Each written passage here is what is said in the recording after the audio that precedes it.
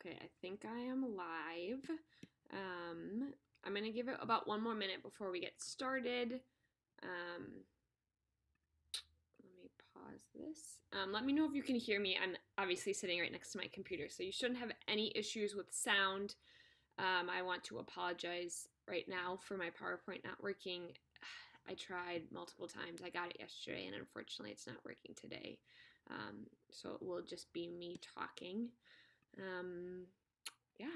If you have any questions, like Anna said, you will be able to post them in the chat. I will answer them throughout the presentation. We'll give it about a couple more minutes and let some people join, and then we'll get started.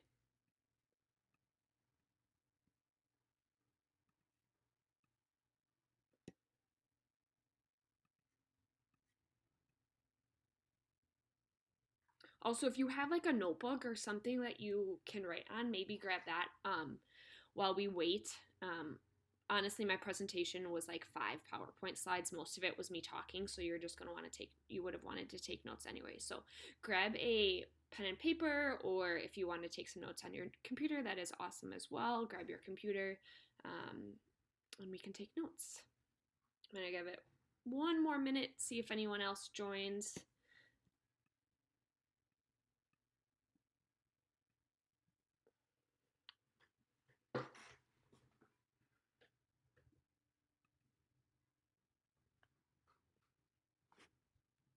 I am wearing my Medtronic 5K shirt today for this. Thought it was appropriate for right now. I ran in my other one this morning, and now I'm wearing this one today, or for the presentation. Okay, we're gonna get started. Like I said, if you have any questions, please pop them in the chat. I will happily answer them as we go on. This talk is about Global Running Day. Today is National Global Running Day. I'm just going to talk about some basic running tips, shoes, nutrition, water, hydration. And then I'm going to go into the certain distances and training plans, or how long you should be training for each distance. So, like I said before, I'm sorry my PowerPoint is not present. Technology did not want to work in my favor today. If you do want my presentation or my PowerPoint, let me know after, and I will gladly send it to you in an email. So let's get started. We're going to get just started talking about running basics. So we're going to get started talking about shoes a lot. I know running shoes are supposed to be like colorful and bright, but the biggest tip I have for running shoes and finding good running shoes is getting fitted. I know we all want these colorful shoes, and we don't want white shoes or just plain colored shoes, but getting fitted can prevent injuries. It helps you also learn your running gait and like how you land on your feet. So I recommend going to local running stores. Here we have Fleet Feet, Runner's Road, anything like that. They usually have you run in front of them, and they can tell you, or they measure your foot and they can tell you, oh, you should be in a neutral shoe, or you should be in a stabilizing shoe. So they're really good about informing you, and certain distances also require different amount of or different cushion of shoes. So I'm a marathoner. I've run 2 marathons. So my shoes when I do marathon training, has a little bit more cushion than if I were to do a 5K or a 10K. So they also help you with the distance, what type of shoe you should be in. So that's my biggest advice for you, is when it comes to running shoes, is get fitted. Don't do it based on looks. Don't do it based on color. I know we want these bright hot pink and orange and yellow shoes, but injuries are going to happen if you do that. So that is my biggest advice for shoes. The next tip I would like to talk about is hydration. And this is kind of not a hard topic to talk about, but it's kind of tricky because hydration is based on when you run. So I'm a morning runner. I like to get up out of bed, get dressed, and just go for my run. Get it over with, not have to think about it all day. So pre-run hydration is supposed to be 6 to 20 ounces 2 hours before a run. Now, if I'm getting up to go for a run at 7 o'clock I'm in the morning, I'm not going to be getting up at 5 o'clock to make sure I have 6 to 12 ounces of water. So what I like to do, if you're a morning runner and you know that you aren't going to have 2 hours before your run to hydrate, what I like to do is I like to just get out of bed, go to the kitchen, grab a glass of water as I get ready for my run, as I get dressed, brush my teeth, everything like that, and drink that as I go. So it's usually about 8 ounces of water. But if you're an afternoon runner or if you're running at lunchtime, just know like what time you're going to run and start drinking 6 to 20 ounces of water right before a run. During a run can vary. So if you are doing a short distance of like 30 minutes, like a 5K or something like that, you don't necessarily need to drink water through running. They recommend you drink 5 to 10 ounces, which again, it's hard to know if you're drinking 5 to 10 ounces on a run. But what I like to recommend is taking at least 3 sips of water every 20 to 30 minutes if you are going longer than a 30-minute run. So if you're going for those like hour-long runs, or if you're training for that marathon, and you know your run's going to be, maybe you're doing a 20-miler, have water on you, or know on the course or on your route where there is water stops, so that you can take 3 large sips of water during your run. So every 20 to 30 minutes is what I recommend during a run. Again, if it's longer than 30 minutes. Post run, again, this is a little bit tricky because not everyone weighs themselves every day. They recommend 16 to 20 ounces for every 1 pound of sweat you lost during a run. So that would require you to weigh yourself before your run and weigh yourself after your run. Biggest thing for me here is what I recommend when you come back from your run, have 8 to 16 ounces of water while you're stretching. So I will go into stretching a little bit more down the line, but we should all be stretching post-run and pre-run. So I take a water bottle that's I know is 16 ounces, I fill it up, I get my yoga mat out, and I stretch. I finish that water bottle while I stretch, and then throughout the day, I make sure I'm filling up my water bottle. So this is actually the water bottle I usually fill. I try to, after a day of running, I don't run every single day, but after a day of running, I try to drink 3 to 4 of these. So hydration's a little bit tricky just because we don't know how much, some of us don't weigh ourselves.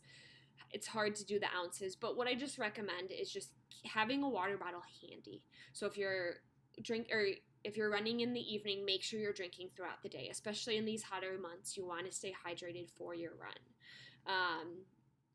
So that is hydration. Does anyone have any questions? Let me open up. Okay. I'm not seeing any questions yet. Sorry, I have like my PowerPoint and my programming and YouTube open, so I have to adjust a little bit. Okay, so the next topic, I am not a nutrition coach, so I can't give you exactly meal plans you should be eating if you are a runner. My biggest advice for running is having a pre-snack, so the pre-snack is, again, it's like something like a pre-water. If I go out in the morning, I grab a half a banana and I'm out the door. As I'm drinking my water, I'm also having a half a banana. Again, it depends on my distance. If I'm going for 3 miles, I know, I'll just be fine. I don't really need a pre-snack. But pre-snacks are different for everyone's body. So depending on what you're training for, you should also be training your body for the snacks or the meals you're going to be eating. So what I mean by that is if you're training for a marathon, the day of your marathon, you're not going to want to eat a piece of bread before you go to the start line if you've never eaten a piece of bread during training. Your body's not going to know what to do. It might not react very well, and you might be on the course getting sick or something like that. So while you're training, make sure you are eating pre-run snacks or pre-run meals, if you want to call them, that you can take over to your race day. The biggest thing with nutrition is the higher you get in mileage, the more you need to listen to your body. I'll go into this. Well, actually, no, I'll go into it right now. So if you're training for something like a 5 to 10K, your body's not going to need more food. But when you get into those higher distances of a half marathon or a marathon, your body is going to want to eat every 2 hours. Trust me. I have done 2 sets of marathon trainings, and I need to have food in front of me every hour and a half to 2 hours. Listen to your body. If you are hungry, eat. I don't care if it's a piece of bread. I don't care if it's a granola bar, something. Make sure you are listening to your body, and if you are hungry, you are eating. That's my biggest advice. The higher distances you get into, the higher mileage you get, the more your nutrition your body needs. Some great pre-snacks or snacks before a long distance run. Piece of toast with peanut butter. Apple and peanut butter. A banana for some potassium. And then if you're doing the longer distances, you will also need to probably be eating on the course. Again, this is something that you should be testing out during training. Race day comes, you're not going to want to be eating goldfish if you never ate goldfish. And yes, I know goldfish sounds like a very weird snack to eat. That was one of my snacks that I trained for, or that I ate on a marathon course: goldfish and Swedish fish. I don't know, my body, that's what my body got used to. That's what my body enjoyed, so that's what I ate. So my biggest advice for you for nutrition is test the product before the race day. Listen to your body. If your body is hungry, eat. I'm not telling you to eat a large meal every 2 hours. I'm telling you, have a snack. Trail mix, granola bars, piece of bread. Listen to your body is my biggest advice. Whew. I feel like I'm talking a lot. If you guys have any questions, please feel free to ask them. Going the distance. I'm going to go into the 4 most popular distances people run. We're going to start off with the 5K. So for most of these, I'm going to start off with a little fun fact about that distance. 5K is 3.1 miles. It's the most popular distance in the United States. I'm sure a lot of you have done 5Ks. They're a great way to get the family going, get the family active. It's not a very competitive distance. It's a very run walk. I've done a 5K. I don't even know how many times. Way too many times to count. My mom used to bribe us to do 5Ks. So it's the most popular distance. It's a fun distance. It's something to get your friends involved. Just be around other people. The training plans are usually 6 to 8 weeks if you are a beginner and if you are new. The 5K distance is supposed to be a run walk. So a lot of you, I'm sure, have seen those couch to 5Ks, where people that are not runners are getting off or starting their distance, starting their running. This is the distance a lot of people pick. 5Ks can be training for about 3 to 4 days a week, depending on where you started. So if you're super new to it, I recommend 3 weeks. If you are an active runner, you can go up 4 or 5 times a week. Just listen to your body here. Make sure that you're not overtraining. If you start to feel any aches and pains, make sure you're stretching and foam rolling those spots out. 10K. So 10K is I had to think about that. 6.2 miles. There's not really a fun fact about a 10K. A lot of 10Ks and 5Ks are paired together, so sometimes you'll see a race. If you're from the Chicagoland area or something, one of their big races is the Big Ten 10K, but it also has a 5K attached to it. So if you cannot go for the 10K distance, there's a lot of times there's options to do a 5K. Training plan for this is very similar to the 5K distance. It's about 8 weeks of training. So again, it's about 3 to 4 times a week. You usually run 3 times during the week and then 1 longer run on the weekends. Your longer runs build up each week, depending on the plan. It can be 1 to 2 miles, the longer distance. So on the weekends, you go up every 1 to 2 miles. depending on where you are. So personally, 5 or 10K for me is probably one of my favorite distances because it's a great like hour-long workout. So that's one of my favorite distances. Actually, I love all the distance. I love running, but so half marathon is called the friendly distance. A half marathon, if you don't know, is 13.1 miles. This training plan is when it gets a little bit more challenging. You are usually training for 8 to 12 weeks. Sorry, 8 to 12 weeks is what you usually train. I've done 10 half marathons, I think.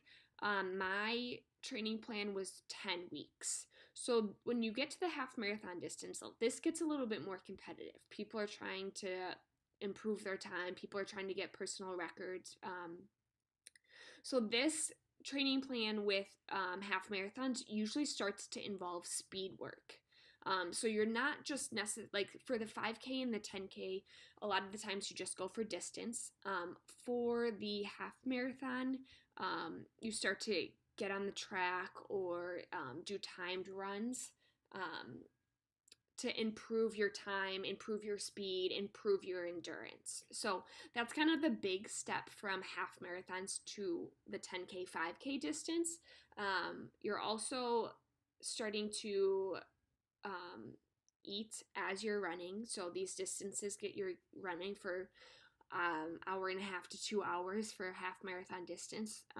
So your food is gonna need some fuel during it. So this is when you start to eat while you train and run is what I mean. And then also making sure your water intake as you train, you're drinking water 3 large sips every 12 to 20 minutes. This training plan, I don't know if I just have already said this, I think I have 8 to 12 weeks. Burnout can be seen during half marathon. So burnout is essentially your body is just tired.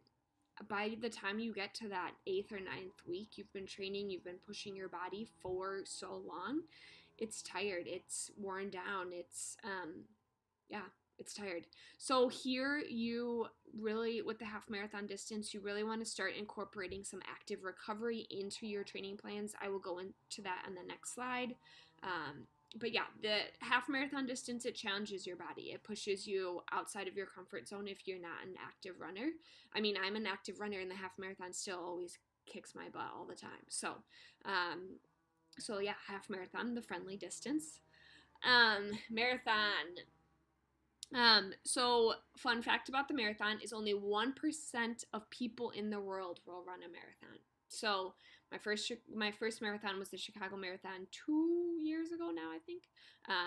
And that was, everyone always told me after, you're part of 1% now, you're awesome. Like, so that's kind of a cool fact. Only 1% of the world will run a marathon.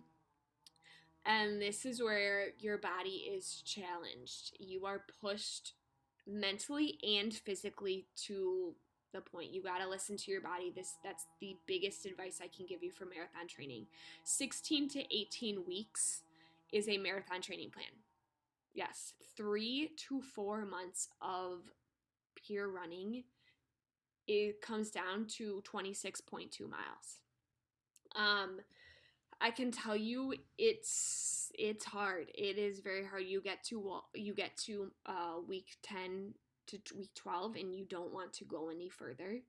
I can tell you the feeling that you feel when you cross the finish line of a marathon is something I can't even talk about. I don't know how to express the work you have pushed yourself through.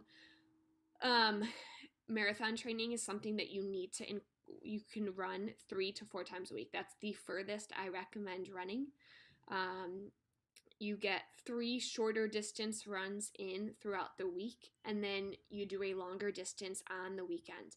Longer distances here, every 2 weeks you climb up 1 mile every week. On that 3rd week, you climb down 2 miles.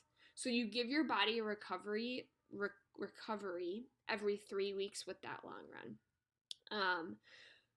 That was what my coach put me through, and that's what has worked for me. A lot of the people that I have talked to, that's how they do it too. They climb for 2 weeks and then they backpedal for 1, and then they climb for 2 more weeks and backpedal. A lot of these programs can be found online. There's so many good books out there for marathons. So if you want to talk further about marathons, please reach out to me. I would love to talk to you, but that is a distance that will challenge you, that will push you out of your comfort zone. I'm by no means a fast runner whatsoever, and I never thought I would run the marathon distance, and I have run 2 now. And I, as of right now, don't plan on running another one for a while, but who knows what's going to happen. So those are the distance plans. Going from a 5K to a marathon. Does anyone have any questions? Okay, so we got one more slide, and then I will open it up if anyone has any questions. If you want to take it offline, you can always shoot me an email as well. So I just have some tips to stay healthy during training, whether you're doing the 5K or the marathon. These are some tips that you can incorporate either way. So as a runner, a lot of people actually don't know this, that you should still be incorporating strength training into your training plans. So obviously you're running 3 to 4 times a week for most of the plans. If you're the 5K and 10K, you can run a little bit more, but you should still be incorporating strength training, and this is how like us Wellness Center family can help each other. We're here to put together plans for you guys based on your needs, based on your distance. We put together personalized exercise programming based on what you're looking for. Strength training, the reason you want to do it, because it decreases the injury. You build up those muscles. You strengthen the joints that are around the muscles. Injuries are less likely to happen if you strength train. But there's also the opposite of happening. You can overexert yourself by doing strength training. So again, strength training maybe once a week, doing a total body depending on the distance. If you're going the lower distances, you can maybe strength train 2 times a week, but make sure you're getting that strength training in once a week to build up those muscles. A topic of recovery. So recovery, it's funny that I'm talking about this because it wasn't until this marathon training plan that I truly did some active recovery. Recovery for a runner is stretching before and after a run. I'm notorious for not stretching before a run because I get up in the morning and I just put my clothes on and I'm out the door. But doing a couple of, so before your run, you're going to want to add dynamic stretches. So what is a dynamic stretch? It's a stretch movement when joints and muscles go through the full range of motion. So you're not holding any stretches. Some of them are leg swings, calf raises, to get those calves working, lunge with the twist, so you're lunging forward and you twist your torso to engage the core. Those are some just stretches that you can do before. Recommended 5 minutes of pre-run stretches, and then you can get on your way. Some people don't like to do the dynamic stretches, and they do a walk instead. So maybe you walk 2 blocks before you start to get the legs moving, especially if you're a morning runner and you're just getting out of bed. Maybe walk 2 blocks to get the body moving a little bit before you just start running. And then post stretches, you want to be holding the poses for a little bit longer. So you want to be doing some static stretching. Some examples are hamstring stretches, quad stretches, figure 4 stretches to work out the IT band and the glutes, low lunge hip flexors. The higher distance you are, the tighter your hips are going to be. Another recovery tip I recommend is adding active recovery, so maybe adding a yoga class or a Pilates class post long run. So if you do your long run on Saturdays, adding a Pilates or yoga class, whether it's at your house or going into a studio, adding those recovery days to your schedule will definitely help you open those hip flexors, open up your chest too, because your chest will get tight from running. So that's my biggest tip, is adding active recovery. Like I said, my first marathon, I did not do active recovery. I did it maybe the first 4 weeks, and then I stopped.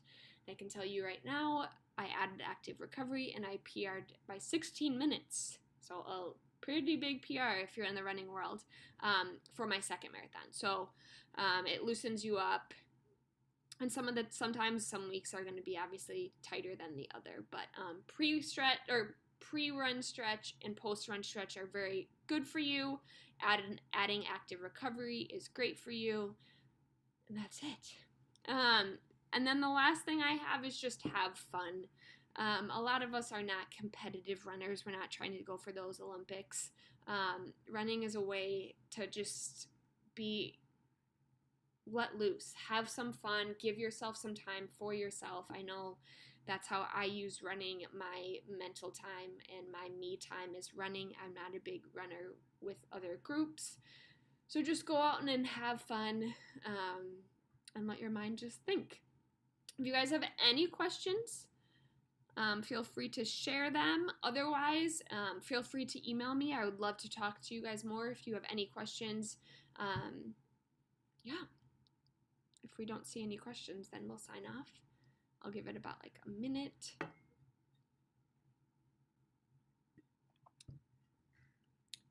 Thank you so much for coming today, guys. I really appreciate it. I hope you guys learned some stuff. Like I said, if you would like my PowerPoint, please shoot me an email.